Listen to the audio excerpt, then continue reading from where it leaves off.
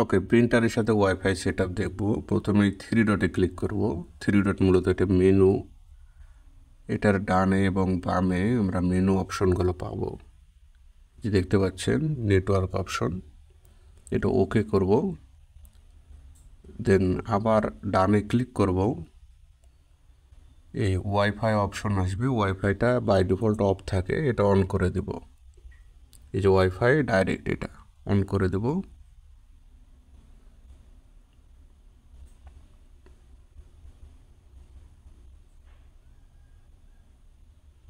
এটা কিন্তু অফ থাকে বাই ডিফল্ট, এটা অন করে দিতে হবে।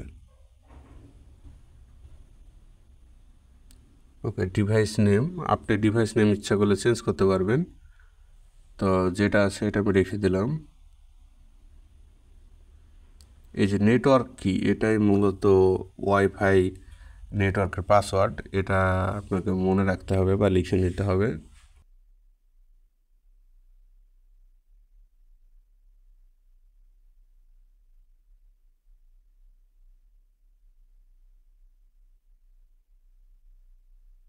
মোবাইলে চলে আসার পরে ওয়াইফাই সেটিংয়ে যাব।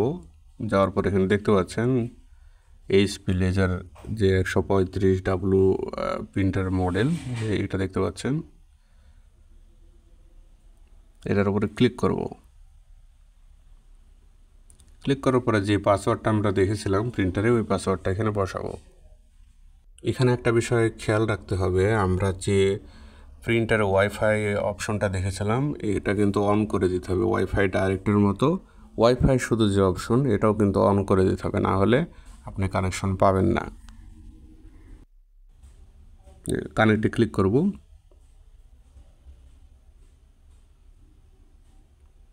এখন কানেক্ট হয়ে গেছে। এই পেজটা আমরা প্রিন্ট দিয়ে দেখাবো, এই জন্য উপরে 3 ডটে ক্লিক করব।